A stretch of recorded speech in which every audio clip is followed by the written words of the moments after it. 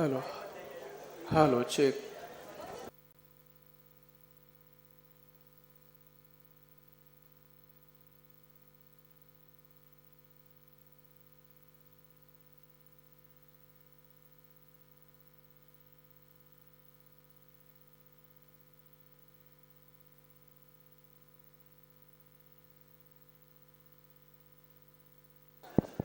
Hello, hello, hello, check. Hello, hello, check.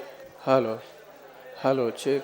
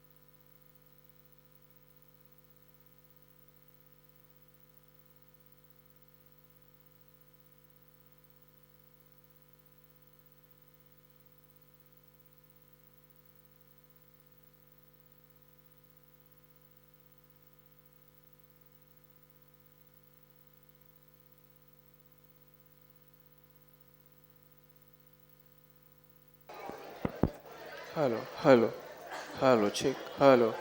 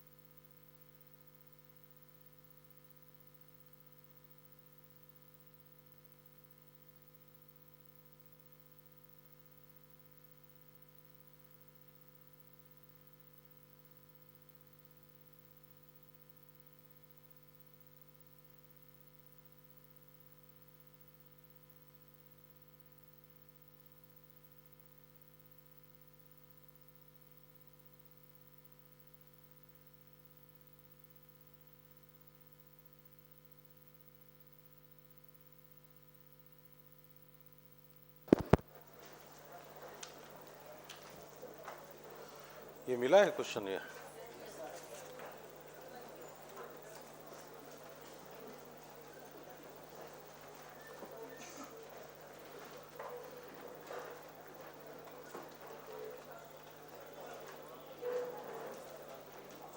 ये अभी रखा है किसी ने?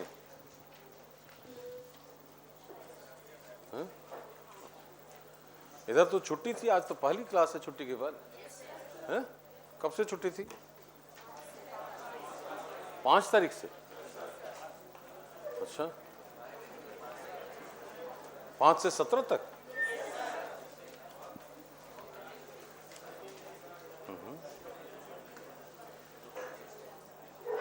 तो 12 दिन में तो सब खत्म हो गया होगा। है?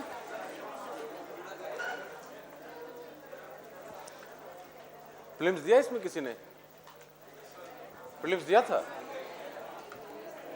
नहीं दिया? क्वेश्चन देखा? सब क्वेश्चन देखे?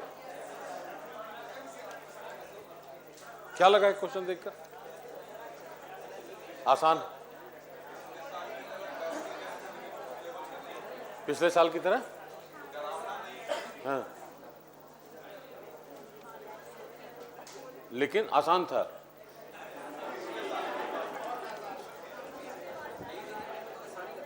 हाँ बिल्कुल बिल्कुल।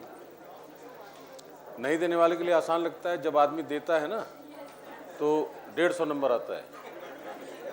एक सप्ताह में घट के वो 50-55 आ जाता है। वह हॉल से बाहर निकलने पर तो 200 के ज़्यादा होता है। हाँ, जैसे जैसे घर पर आते जाते हैं वैसे वैसे, है ना, फिर एक सप्ताह तक आते आते फिर वो। अभी लोग कह रहे हैं कि 110 से 120 कट ऑफ होगा। है? मार्केट में ही चल रहा है। ये कौन सा मार्केट है ये? नहीं, ये जो मार्केट है ये कौन सा, कहाँ मार्केट है यार? सोशल मीडिया पर। उसकी आदत छूटी नहीं है, इसका मतलब सोशल मीडिया देखने वाली आदत छूटी नहीं है, हैं? 110 कट ऑफ है। उसके हिसाब से जो लोग सोशल मीडिया पर बोल रहे हैं उनके हिसाब से 110 कट ऑफ है। अच्छा, और उसका आधार क्या है? क्वेश्चन बहुत घटिया था।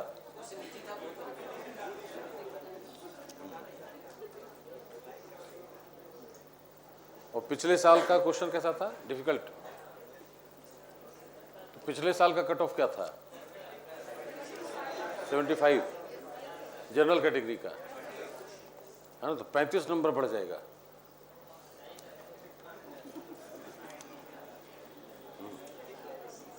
ऐसे बाजार के विश्लेषकों से बचने की जरूरत है।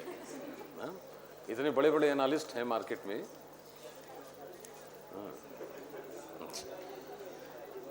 जिन लोगों को अगले साल तो देना है मेरे ख्याल से सब। तो अगर इस साल 110 कट ऑफ हो, अगले साल 140-140 के आसपास मान नहीं। क्या लगा है क्वेश्चन देखकर? जिनको अगले साल देना है उसको इजी क्वेश्चन, बेसिक्स होने चाहिए। ऐसा नहीं लगा ज्यादा पढ़ने की जरूरत नहीं है? बहुत ज्यादा पढ़ने की जरूरत नहीं है, कम पढ़ना है, लेकिन बेसिक्स पढ़ना है। ऐसा नहीं लगा कि कॉन्सेप्ट्स क्लियर होने चाहिए, भले कम चीज पढ़ी जाए। हैं? बहुत ज्यादा पढ़ेंगे तो कॉन्सेप्ट अच्छे बनेंगे नहीं। कोई बात नहीं, लेट अस सी क्या होता है कट ऑफ। मेरे हिसाब से जितने शिक्षक हैं सबको बिठा दे 40-50 आएगा। सच्चाई तो यही है। छात्रों को ज्यादा आ जाएगा, छात्रों को ज्यादा आ जाएगा। जो तथाकथित विशेषज्ञ लोग हैं, हम सभी, उसको 50-60 भी आ जाए तो छात्रों को ज्यादा आ जाएगा नंबर। चलिए, इसमें देखा सिलेबस, ये सिलेबस है ऊपर लिखा हुआ। ये एक ऐसा विषय है जिसको हम आमतौर पर नहीं पढ़ते, सोशल जस्टिस, लेकिन इससे 70 नंबर के क्वेश्चन आते हैं, लगभग 50 से 70 नंबर का क्वेश्चन है। तो दो इसमें खतरा है, या तो हम नहीं पढ़ते, उससे समस्या है मार्क्स की। दूसरा क्या है कि इसमें जो शब्द लिखा है सामाजिक, उससे हम इसको मान लेते हैं भारतीय समाज, इंडियन सोसाइटी मान लेते हैं इसको, तो हम इसमें पढ़ने लगते हैं सोशियोलॉजी अधिकांशतः। दोनों गड़बड़ है ना। सोशल जस्टिस भारत के संविधान का मूल लक्ष्य है, नहीं एक गोल तय करना हो भारत के संविधान का, सामाजिक न्याय है, राइट। तो सरकार की जितनी संस्थाएं काम करेंगी, करती हैं हर फील्ड में, राजनीतिक, प्रशासनिक, आर्थिक, सामाजिक, जितनी संस्थाएं, सबका उद्देश्य एक ही होना चाहिए, सोशल जस्टिस देना, नहीं। इसका मतलब है कि यह इस विषय का संबंध भारत की राज व्यवस्था से है, सीधे सीधे गवर्नेंस से है, कॉन्स्टिट्यूशनल फिलॉसफी जो भारत की है उससे है। इसको समाज से कोई खास लेना देना है नहीं। समाज से मतलब समाजशास्त्र से, समाजशास्त्र का संबंध है पेपर 1 में, इंडियन सोसाइटी, है ना, जहां हमें समाज की विविधता और अभिलक्षण, सेलिएंट फीचर्स पढ़ने हैं, या डाइवर्सिटी पढ़नी है, या अन्य जो चीज़ें हैं। यहाँ पर जितनी भी टॉपिक हैं, इस सिलेबस की खासियत क्या है कि अगर ओरिजिनल सिलेबस देखेंगे ना, तो उसमें शुरुआत है पॉलिटी गवर्नेंस से, बीच में सोशल जस्टिस है, फिर गवर्नेंस है। तो मिक्स कर दिया है इसको। ऐसा नहीं कि राज व्यवस्था और पॉलिटी गवर्नेंस को पहले ख़त्म करके तब सोशल जस्टिस है, ऐसा नहीं है। पॉलिटी जहाँ ख़त्म होती है वहाँ सोशल जस्टिस है, उसके बाद फिर गवर्नेंस का पार्ट है, कुछ 1-2 पार्ट गवर्नेंस के ऊपर है और कुछ सोशल जस्टिस के नीचे है। इसका मतलब है कि इन दोनों के बीच में है, या something of governance, something of polity, दोनों का मिश्रित रूप है यह। इसलिए इसके जितने भी प्रश्न हैं जो हैं इसमें, 2023 से है ना, 2013 से 23 होगा, 13 से 23 तक में देखेंगे क्वेश्चन, तो क्वेश्चन की भाषा बहुत सरल है, लेकिन डिमांड बहुत एनालिटिकल होती है इसकी। वो तो हर जगह है, वो ऐसा नहीं कि इसी पेपर में है। यूपीएससी की क्वेश्चन की डिमांड हमेशा एनालिटिकल ही होगी, चाहे कोई भी विषय हो। वो इस बार प्रीलिम्स में भी दिखा है, बहुत क्लियर कट कॉन्सेप्ट्स। अगर कॉन्सेप्ट अच्छे नहीं हैं तो क्वेश्चन नहीं सॉल्व हुए होंगे, खासतौर से ज्योग्राफी, इन्वायरमेंट, है ना, बिकॉज कुछ क्वेश्चन ऐसे थे जो ना तो ज्योग्राफी है, ना इन्वायरमेंट है, ना साइंस है, सबका मिश्रण है, राइट। कुछ क्वेश्चन ऐसे होते ही हैं हमेशा जो बहुत घटिया होते हैं, जैसे निजता का अधिकार किस अनुच्छेद में, याद है ना, 14, 15, 19, 21। तो 10 क्वेश्चन ऐसे होते हैं जो निम्न स्तरीय होते ही हैं हर बार, उसी को बनाकर हम कट ऑफ तय कर देते हैं, क्योंकि वो सबसे बन ही जाएगा। लेकिन अगर मेरे ख्याल से 30-35 क्वेश्चन थे शायद, ज्योग्राफी, इन्वायरमेंट और साइंस मिला दें, नहीं 31, उस 30 क्वेश्चन में अगर जिसने 20 भी बना लिया होगा, देन इज थ्रू, क्योंकि बाकी घटिया बन ही जाएगा। जो एज मिलना है वो इधर ही मिलना है ना। और ये क्वेश्चन तभी सॉल्व होगा जब हमारा कॉन्सेप्ट क्लियर होगा, या तो मैपिंग का, या थ्योरेटिकल, या डेफिनेशन, जो भी है।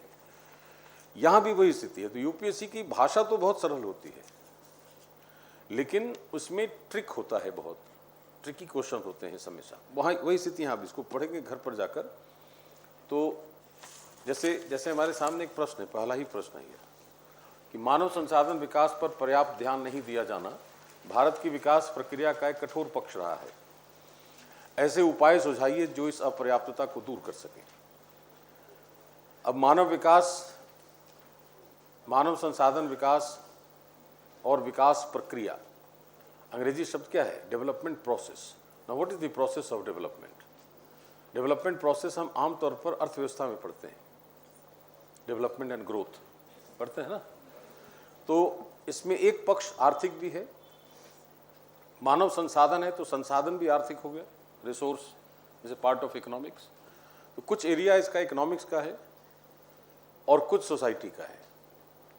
इसके साथ साथ एक और बात क्या आ रही है कि इस पर ध्यान नहीं दिया जाना भारत की विकास प्रक्रिया का कठोर पक्ष है। इसका मतलब कि सरकार की जो नीतियां बनती रही हैं उन्होंने भारत में मानव विकास पर ध्यान नहीं दिया पर्याप्त। तो एक इसका पॉलिसी का एस्पेक्ट है, public policy, that's a part of governance.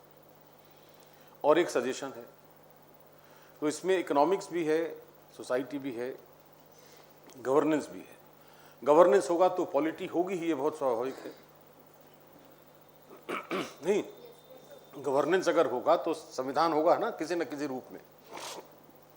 तो मानव संसाधन विकास अगर इतना महत्वपूर्ण है भारत में, संविधान में क्यों नहीं लिखा? संविधान में कहीं कोई शब्द नहीं है ना ह्यूमन रिसोर्स डेवलपमेंट का, देयर इज नो वर्ड। है वो बहुत महत्वपूर्ण, हम सब जानते हैं। यह भी लिखते हैं हम कि मानव संसाधन का विकास नहीं होगा तो जनसंख्या हमारी बोझ है, अगर मानव संसाधन विकसित हो जाए तो राष्ट्र का विकास हो जाएगा। ये बात संविधान निर्माताओं को भी तो समझ में आती होगी, अगर हमें आती है तो। तुम्हारी बौद्धिकता से अगर मान लिया कम नहीं भी थी उनकी या ज़्यादा नहीं थी तो कम तो नहीं होगी। जितने हम बौद्धिक हैं उतना कम से कम उनके पास भी बुद्धि होनी चाहिए, नहीं? डॉक्टर अम्बेडकर के पास अगर मान लिया हमसे ज़्यादा नहीं था उनके पास तो बराबर तो होगा ज़रूर। तो जब हमें समझ में आ रहा तो उनको भी समझ में आया होगा। Why did not they right HRD in constitution? इसका मतलब है कि ह्यूमन रिसोर्स डेवलपमेंट में कई बातें हैं। It cannot be one single article जो मानव संसाधन को डील कर सके। तो शब्द ही अपने आप में मल्टी डायमेंशनल है ना, इंटरडिसिप्लिनरी, एक से अधिक विषय जोड़ने वाला। जब इसको एक्सप्लेन करेंगे तो प्रश्न की भाषा तो बहुत सरल लग रही है, लेकिन इसकी डिमांड बहुत इंट्रिकेट है। तो अब फायदा यह है कि अगर इसकी समझ है हमें, मान लिया तो अगर जैसे 4 क्वेश्चन है, 12.5 नंबर जोड़ दें, 50 हो गया लग। इसमें खासियत इस विषय की यह है कि अगर हम इसको समझकर वाकई लिख दें इसको, तो 50 में हम 60% मार्क्स की उम्मीद कर सकते हैं, 60%, है ना। ऐसी स्थिति में कुछ कॉन्सेप्चुअल चीज़ों पर हमें फोकस करने की ज़रूरत है, राइट। थोड़ा सा रिवीजन, जो पॉलिटी पढ़ा है, पॉलिटी का रिवीजन किया जाना चाहिए इसको समझने के लिए। पॉलिटी पढ़ी रखी है, गवर्नेंस भी पढ़ लिया है। अच्छा, गवर्नेंस नहीं है, अच्छा 5 ही क्लास हुई है। अच्छा, कोई बात नहीं, तो नहीं के बराबर ही हुआ होगा। 5 क्लास तो बच्चा कुछ होगा नहीं उसमें, जो 5 क्लास में पढ़ा हम लोगों ने, वो भी that was long back I think, नहीं काफ़ी दिन पहले। पॉलिटी पढ़ रखी है, तो पॉलिटी को थोड़ा सा रिवाइज कर लीजिए अपने घर पर, और उसको मैं अपनी तरफ से कोशिश करता हूँ जहाँ तक समझ में आ जाए। समझ में आ जाना चाहिए, ऐसी कोई दिक्कत तो नहीं होनी चाहिए, है ना। सिलेबस जो हमारे पास है उसमें गौर से देखें, 5 टॉपिक हैं। एक है सरकारी नीतियों और विभिन्न क्षेत्रों में विकास के लिए हस्तक्षेप और उनके अभिकल्पन तथा कार्यान्वयन के कारण उत्पन्न विषय। सरकार कब हस्तक्षेप करती है और किस जगह हस्तक्षेप करती है, क्यों हस्तक्षेप करती है, इसकी समझ चाहिए। जब हस्तक्षेप करती है तो उसकी नीति कैसे बनती है, हस्तक्षेप करने वाली नीतियों को कैसे बनाते हैं, किस नीति को कहेंगे कि यह नीति हस्तक्षेप कर रही है, ठीक है, उसको उसकी समझ होनी चाहिए। इसलिए लिखा है various sector issues rising out of their design, how the policies are designed, कैसे पब्लिक पॉलिसीज बनाई जाती हैं कि अगर मार्केट बिहेवियर ऐसा है कि जो शोषण कर रहा है तो सरकार उसमें हस्तक्षेप करेगी नहीं। जैसे इंडस्ट्रियल सेटअप है कोई जिसमें श्रमिकों का शोषण हो रहा, तो श्रम कल्याण के लिए जो नीति बनेगी वो हस्तक्षेपी की नीति है ना, ताकि शोषण उनका रोका जा सके। तो लेबर रिफॉर्म्स मान लें, श्रम संबंधी सुधार या श्रम कल्याण, तो हस्तक्षेप की नीतियों के अंदर दायरे में आ जाना चाहिए उसको, यार समझ में आया। तो हस्तक्षेप कैसे करती है सरकारें, क्यों करती हैं, उसकी समझ होनी चाहिए। एक तो यहाँ है। दूसरा है, हेडिंग है विकास प्रक्रिया तथा विकास उद्योग, development process and development industry, the role of NGO, एसएचजीज, various groups, association, donors, charities, institutional and other stakeholders. NGO की भूमिका ऐसे ही बहुत महत्वपूर्ण, एसएचजी बहुत महत्वपूर्ण है ना। उसके बाद संवेदनशील वर्गों की कल्याणकारी योजनाएं हैं। तो जितने भी वल्नरेबल ग्रुप्स हैं, जैसे चिल्ड्रन, डिसेबल्ड, विमेन, है ना, एजेड, सीनियर सिटीजन्स या लेबर, ऐसे जितने भी वल्नरेबल ग्रुप्स हैं उनका कल्याण कैसे होगा, उसके लिए नीतियाँ कौन सी हैं, कार्यक्रम कौन से हैं, या फिर संस्थाएं कौन सी काम करती हैं, जैसे SC ST वेलफेयर है, ये होगा। इसके बाद है स्वास्थ्य, शिक्षा, मानव संसाधनों से संबंधित सामाजिक क्षेत्र सेवाओं के विकास और प्रबंधन से संबंधित विषय, health, education and human resource, और गरीबी और भूख से संबंधित विषय। गरीबी हम लोग पढ़ते हैं अर्थव्यवस्था में, यहाँ पढ़ने का तरीका कुछ और होगा। गरीब किसको कहते हैं?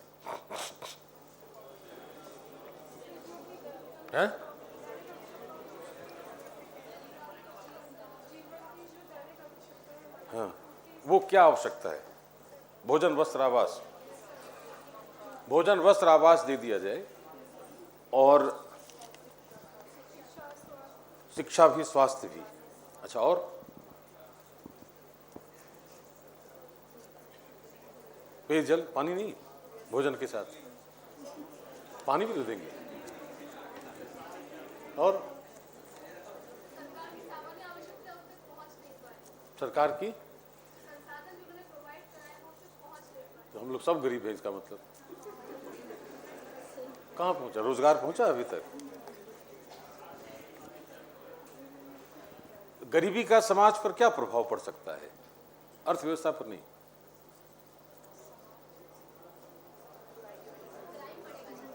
क्राइम बढ़ेगा। ऐसा क्यों?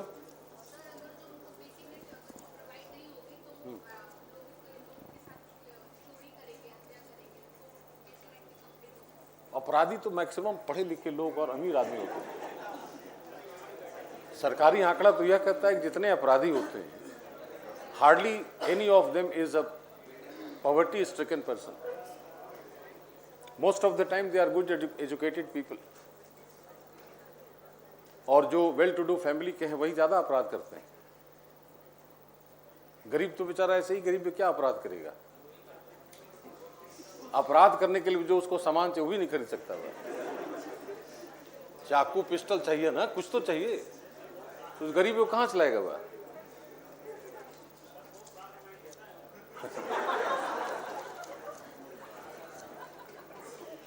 खाली टाइप हो तो भले मार के छीन ले, कोई बात दूसरी है। आंकड़े तो ऐसा नहीं कहते कि पॉवर्टी इज क्राइम, ये कहा जाता है, प्रोवर्ब है यह। निर्धनता स्वयं में अपराध है। और भूख किसको कहते हैं? हंगर।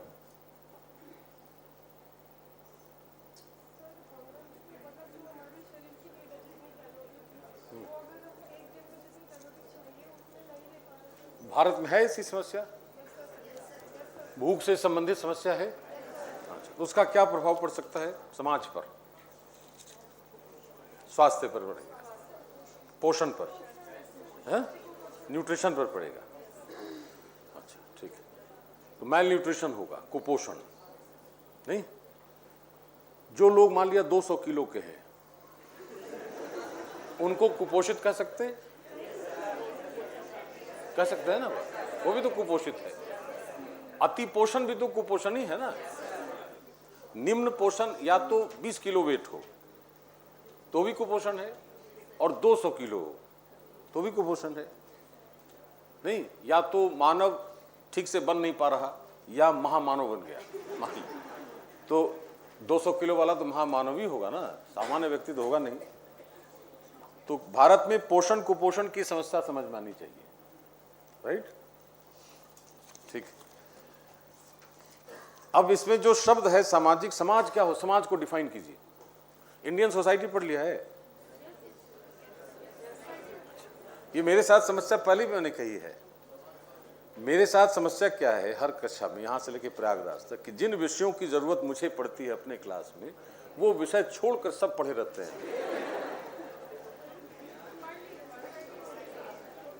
ये यहाँ तो है ही समस्या, हर बैच में है और वहां भी है यही, कि जिस सब्जेक्ट की जरूरत मेरे विषय को है उसी को छोड़ा है केवल। या अगर मान लिया वो विषय पढ़ा है तो जिस सेगमेंट की जरूरत है मुझे, वो वाला सेगमेंट छूट गया है ना, कि वो 5 क्लास बच रही है वही वाला सेगमेंट। हाँ, इंडियन सोसाइटी क्लास हो गई है ना। कैसे डिफाइन करें समाज को? जैसे शब्द है सामाजिक, तो समाज का क्या अर्थ हुआ, उसके बाद आएंगे न्याय पर।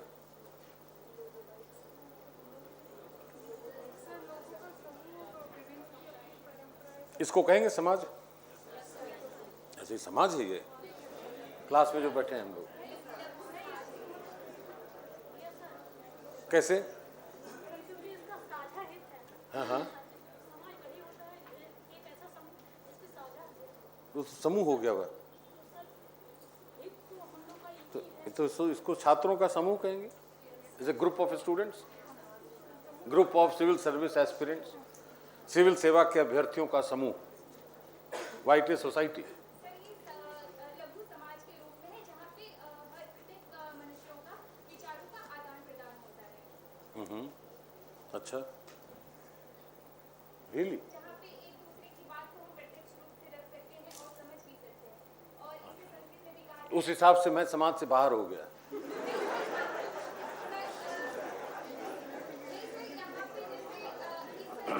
कक्षा के अंतर्गत हम जो सभी लोग हैं, जितने लोग हैं, ये एक लघु समाज के मतलब के रूप में आते हैं हम लोग। यदि बाहर निकलते सब मतलब एक तरह से सभी ही समाज के, और बाहर अगर जाएंगे तब क्या, कहाँ, किसके पार्ट? समाज के ही रूप में है, परंतु यहाँ पे हम एक लघु समाज के रूप में देख सकते हैं स्वयं को। और समूह को कैसे डिफाइन करेंगे फिर?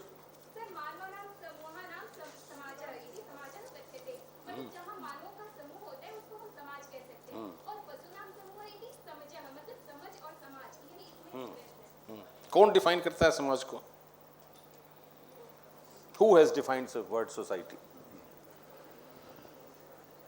कोई तो विचारक होगा ना। समाजशास्त्र तो विचार पर आधारित विषय है, सोशियोलॉजी